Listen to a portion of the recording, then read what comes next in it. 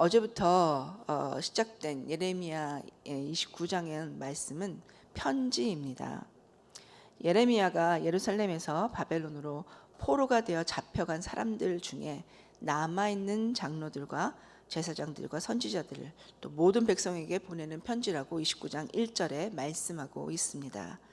실제로 주전 595년에 또 595년에서부터 594년 사이에 바벨론에서 폭동이 일어났다는 역사적 기록이 있습니다. 포로로 잡혀온 타국민들을 억압하고 또 그들이 이제 억압당하고 탄압을 당하다 보니까 견디지 못하고 폭동을 일으켰던 것입니다.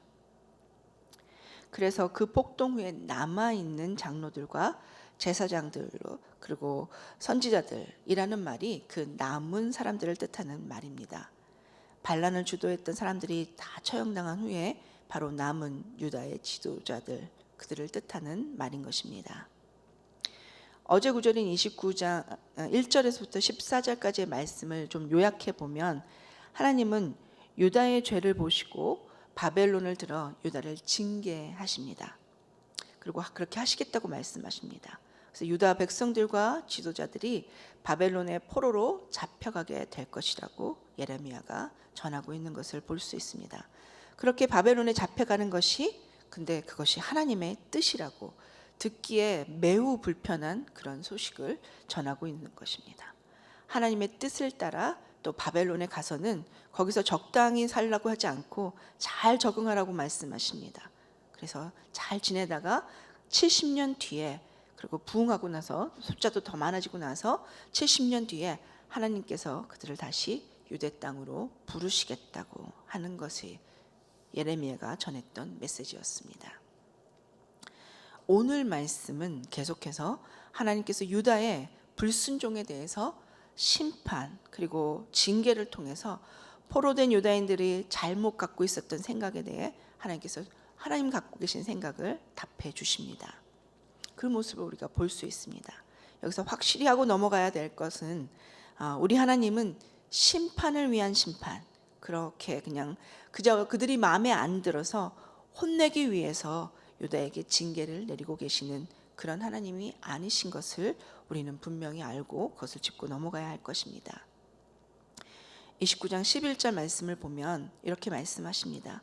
여호와의 말씀이니라. 너희를 향한 나의 생각은 내가 아나니 평안이요 재앙이 아니니라. 너희에게 미래와 희망을 주는 것이니라. 이 말씀을 통해서 알 수 있듯이 여호와의 생각은 궁극적으로는 자기 백성에게 바벨론을 통한 심판과 징계받는 것을 그렇게 받는 것이지만 궁극적으로는 그들 모두가 그리스도 안에서 하나님 앞에서 깨끗해져서 그들에게 미래와 희망을 주는 것이 하나님의 궁극적인 목적이라는 것을, 그리고 그것이 하나님의 계획이고 섭리라는 것을 우리는 알 수 있습니다. 그러나 포로된 유대인들과 여호와 하나님과의 생각은 달랐던 것으로 보입니다. 그에 대한 하나님의 아주 친절하신 설명을 좀 보도록 하겠습니다. 15절에 보면 15절에서 유대인들의 생각들을 담고 있습니다. 너희가 말하기를 여호와께서 우리를 위하여 바벨론에서 선지자를 일으키셨느니라. 이렇게 유대인들의 생각을 말씀해 주고 있습니다. 그리고 16절에서부터 19절까지는 하나님께서 유대인들의 잘못된 생각에 하나님의 뜻을 말해주고 계십니다. 계속해서 20절에서부터 오늘 마지막 절인 23절까지는 유다의 잘못된 생각에 대해서, 그리고 그렇게 세워졌다고 착각했던 거짓 선지자들, 그들에게 임하게 될 하나님의 심판과 그 이유까지 아주 자세하게 하나님께서 직접 예레미야의 편지를 통해 말씀을 전해주고 있는 것을 볼 수 있습니다. 우선 이 편지의 발신자가 누구인지, 편지라고 그랬으니까요, 그것을 누구인지 좀 확인을 했으면 좋겠습니다. 발신자는 예레미야인 것으로 보입니다.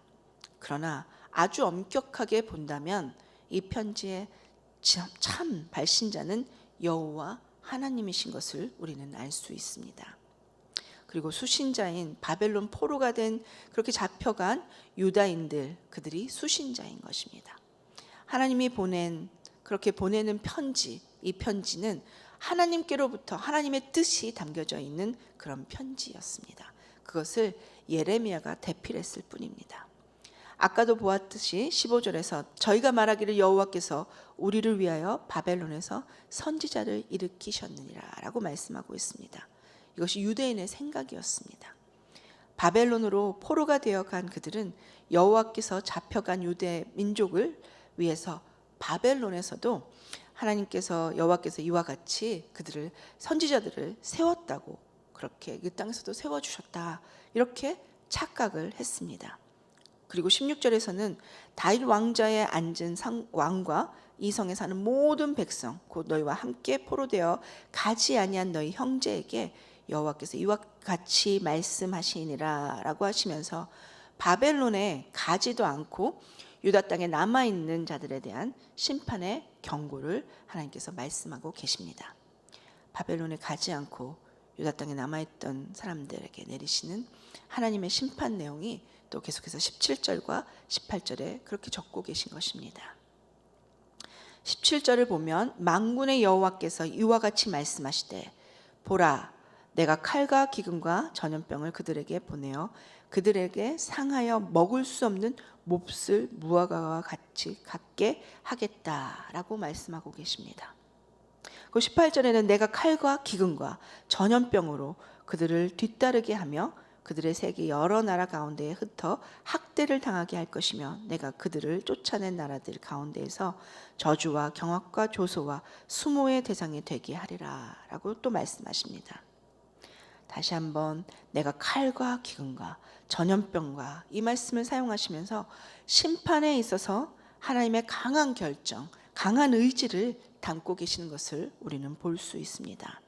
그래서 유다 땅에 남아있던 유대인들에게 어떤 심판이 이르냐면 유대에 남아있는 그들에게 날려진 심판은 먼저 썩은 무화과 같게 만드신다는 것입니다. 그리고 두 번째로는 여러 나라로 흩으시고 그리고 끝으로는 쫓겨난 모든 곳에서 그들이 학대를 당하게 될 것이다. 저주와 놀라움과 조소와 수모의 대상이, 수모당하는 대상이 되게 하실 것이다 라고 말씀하고 계십니다. 17절에서 18절까지 해서 보듯이 하나님의 심판을 말씀하시고 계십니다. 왜냐하면 여기에 내가라는 말이 심판의 주권자 되신다는 뜻에서의 내가라는 그 주격의 단어 내가가 이 두 절에서 세 번 사용되고 있는 것을 볼 수 있습니다. 이 앞에 14절에서는 개역개정으로는 내가라는 단어가 한 번밖에 나오는 것이 한 번밖에는 안 나오지만 원어로 볼 때는 그 한 절 14절 한 절에 내가라는 말이 6번이나 나오고 있는 것을 볼 수 있습니다. 이렇듯 이스라엘을 바벨론에 붙여서 바벨론의 포로가 되게 하시는 것은 바로 하나님, 내가 하는 하나님의 절대적인 주권으로 이루어진 일이라는 것입니다. 그것을 우리는 확실하게 알 수 있습니다. 하나님은 심판의 주권자이십니다. 전적으로 하나님이 섭리하시고 전적으로 하나님께서 바벨론을 들어 진행하시는 것을 우리는 오늘 말씀을 통해서 알 수 있습니다. 아까도 말씀드렸지만 그렇다고 우리 하나님은 그저 그들에게 벌 주기 위해서 그들을 괴롭게 하기 위한 일을 일부러 그렇게 펼치시는 고약한 분이 아니십니다. 하나님은 그렇다면 왜 유대인들에게 이 심판을 허락하신 것일까요? 그 이유를 19절에 말씀하고 계십니다. 19절을 보면 여호와의 말씀이니라 너희들이 내 말을 듣지 않았기 때문이니라. 하나님의 말씀을 듣지 않았기 때문이라고 말씀하십니다. 계속해서 19절에 내가 내 종 선지자들을 너희에게 꾸준히 보냈으나 너희는 그들의 말을 듣지 않았느니라. 여호와의 말씀이니라 라고 이유를 우리에게 말씀해주고 전해주고 계신 것입니다. 왜 이런 엄중한 형벌이 그들에게 임했는지 그 이유는 바로 유대인들의 불순종, 그것이었던 것입니다. 그 불순종의 죄 때문이라는 것을 분명하고 아주 구체적으로 하나님께서 말씀해 주고 있습니다. 그래서 그 이유 때문에 심판의 주권자 되신 하나님께서 여호와께서 그들을 심판을 하신다는 것을 볼 수 있습니다. 우리 주 여호와 하나님은 그렇지만 그대로 그들을 내버려 두시는 분이 아닌 것을 우리는 압니다. 하나님께서는 정하신 70년의 포로 생활이 끝나게 되면 이제 하나님은 바벨론을 멸하실 것이라고 말씀하십니다. 그리고 자기 백성 유다 백성을 구원해서 살리시겠다고 그렇게 약속하고 계시는 것을 우리는 보았습니다. 유다를 하나님이 전적인 하나님의 주권으로 그 모든 바벨론의 그 억압에서부터 건져내셔서 고향 땅인 가나안으로 다시 돌아가게 하실 것, 거기까지도 하나님은 약속하고 계십니다. 그 모든 것이 거기까지가 하나님의 심판의 주권을 펼치시는 그런 능력이 있으신 분인 것을 알 수 있는 것입니다. 하나님의 심판의 주권은 그렇게 펼치시게 된 것은 유대인들의 죄 때문이었습니다. 그러나 하나님의 섭리 가운데 그들을 다시 회복시키시는 것은 하나님의 사랑 때문입니다. 그래서 자기 백성을 포기하지 않으시고 다시 회복시키신다. 그 약속을 하나님은 하고 계신 것입니다. 16절에서 보는 것처럼 유다 땅에 남아있는 자들, 바벨론으로 떠나지도 않고 그 말씀조차도 순종하지 않은 유다인들에 대해서 하나님께서는 비교하여 말씀해 주고 계십니다. 유다 땅에 남은 하나님의 뜻에 불순종한 그들에 대한 징계에 있어서도 아주 강한 어조로 말씀하고 계십니다. 그것이 17절과 18절에 나와져 있는데 아주 강한 어조로 이렇게 말씀하십니다. 유다에 남아있는 그 사람들은 아마도 스스로 생각하기에 재앙으로부터 우리는 피해갔다라고 생각했을 것입니다. 그러나 바벨론의 포로가 되어간 유대인들에게는 희망을 선포하시면서 70년간 그 땅에서 잘 적응하고 번성하게 될 것이라고 그렇게 하라고 또 말씀하시는 것을 볼 수 있는 반면에 유다에 남아있던 유대인들에 대해서는 반대로 하나님의 뜻대로 하지 않고 하나님의 선지자의 말에 순종하여 듣지 않고 있는 그들에게 여전히 불순종하고 아직도 불순종하고 있는 그 사람들에게 하나님께서는 그들에게 둘 재앙을 17절 18절에 가혹하리 많지 않은 그 재앙을 펼치시겠다고 말씀해 주고 계신 것입니다. 이들에게는 17절과 18절에서 보았듯이 어디에도 희망을 말씀하고 계시지 않습니다. 유대 땅에 남아있는 사람들에게는 만군의 여호와께서 칼과 기근과 전염병을 보내시고 그들을 마치 상에서 먹을 수 없게 된 무화과 같게 하시겠다고 하나님의 심판의 의지를 강하게 어필하고 계신 것을 봅니다. 상상해 보십시오.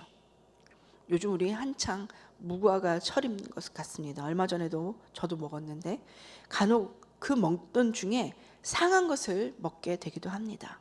그러면 그것은 어떻게 처리할 수밖에 없습니까? 그것은 버리는 것밖에는 답이 없는 것입니다. 그렇게 상한 무화과 상태로 버려질 수밖에 없게 하시겠다는 것입니다.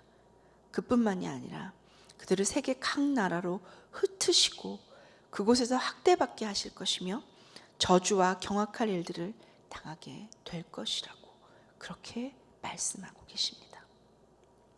그래서 그들이 당하게 될 조소, 수모, 그 모든 것의 대상이 너희 남아있는 너희들에게 임하게 될 하나님의 심판이라고 말씀한 것입니다. 그러나 반면에 바벨론으로 간 그 그룹과 유대인들의 그룹은 정말 이렇게 다른 아주 비교해서 우리에게 말씀해 주고 계신데 이 두 그룹 모두가 하나님의 심판을 받고 있다는 것, 그리고 이 하나님의 심판은 하나님의 뜻이라는 것, 우리는 그 사실을 알 수 있습니다. 이 두 그룹 모두가 하나님의 심판을 받고 있지만 그 심판의 내용이 참 다르다는 것을 알 수 있습니다. 그 차이가 무엇에서 근거했을까요? 바로 유대인들이 하나님의 말씀에 어떻게 반응했느냐에 따라서 나타나게 된 결과인 것을 오늘 우리는 말씀을 통해서 깨달을 수 있습니다. 이렇게 하나님께서는 징계 중일지라도 우리가 하나님의 말씀에 순종하기를 원하십니다. 그렇게 징계 중에도 우리가 순종할 때 우리를 건져주시는 분이 바로 우리 하나님이십니다. 우리는 지금 코로나 바이러스로 인해서 고난의 시간을 갖고 지나가고 있습니다. 예전과 별 차이가 없다는 분도 간혹 계십니다. 이런 분들이 계시다면 너무 다행이지만, 그러나 반면에 어떤 분들은 무엇인가 일하고 싶어도 아무것도 할 수 없고 시작도 할 수 없는 그런 중에 계신 분이 있습니다. 그런 분들이 꽤 계실 것입니다. 그런 어려운 시간을 지나는 그때에, 그런 지금에도 우리는 하나님의 음성에 귀 기울여야 할 것입니다. 그리고 그 말씀에, 하나님의 말씀에 순종으로 반응해야 합니다. 그렇게 할 때 하나님께서는 우리의 삶에서 놀라운 일들을 펼치십니다. 우리는 그런 하나님의 말씀에 순종하면 하나님의 섭리를, 그렇게 하나님이 하시는 섭리를 믿어드릴 때, 이 와중에도, 이 힘겨운 중에도 믿음을 가진 자들이 주의 뜻을 깨달아 알게 되시는, 오늘 불렀던 찬송과 같은 일들이 우리 안에 이루어질 줄 믿습니다. 그래서 하나님의 뜻을 알기에 하나님을 깊이 경험할 수 있게 될 것입니다. 이렇게 우리는 하나님의 섭리와 하나님의 전적으로 모든 것을 주관하시는 하나님의 능력을 믿어드리는 것이 필요합니다. 그리고 그런 능력을 갖고 계신 분이 바로 우리 하나님이십니다.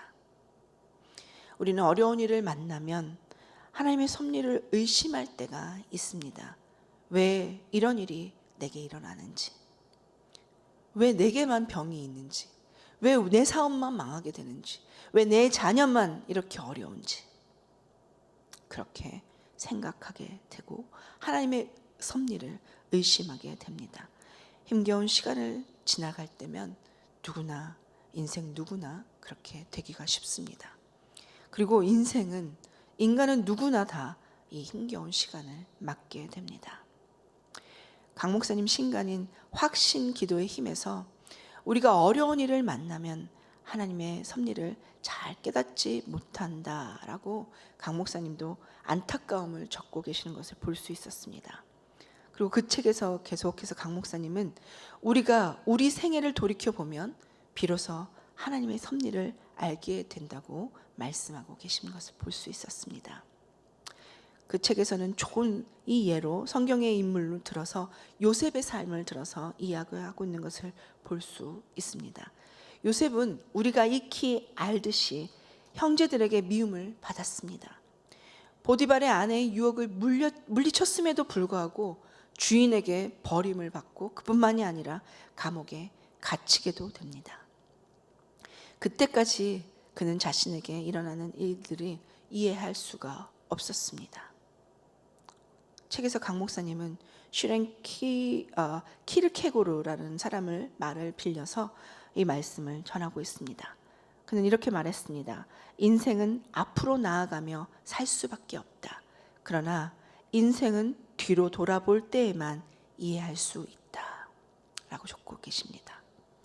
나중에 요셉은 그의 형제들의 질투와 또 미움, 악함과 실수, 이 모든 것을 합하여 하나님의 섭리가 그의 삶 속에 이루어졌다고 고백하고 있는 것을 볼 수 있습니다. 그래서 그런 귀한 예로 요셉을 들고 있었습니다. 이와 똑같이 우리의 삶에서도 우리 하나님은 하나님의 섭리의 주권자로 우리 삶에 역사하고 계십니다. 그것도 아주 성실하게 사랑 많으신 하나님으로서 그분의 섭리를 우리 삶 속에 온전히 이루어 주시는 분임을 우리는 믿어야 할 것입니다.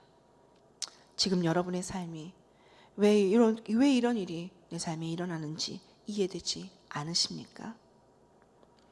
왜 거기에다가 또 다시 이 힘겨운 일이 또 일어나는지 이해되지 않으십니까? 그럼에도 불구하고 이렇게 엎친 데 덮친 격으로 일어나는 이 상황 중에서도 그때에도 우리는 잊지 말아야 할 것이 있습니다. 하나님은 하나님의 섭리를 하나님의 주권하에 이루신다는 것입니다. 하나님의 주도하심이 우리 삶에 분명히 철저히 이루어지고 있다는 사실을 기억해야 할 것입니다. 하나님의 주권하에 이 모든 어려움이 일어났지만 우리의 원망의 대상이 우리 하나님이 아니신 것입니다.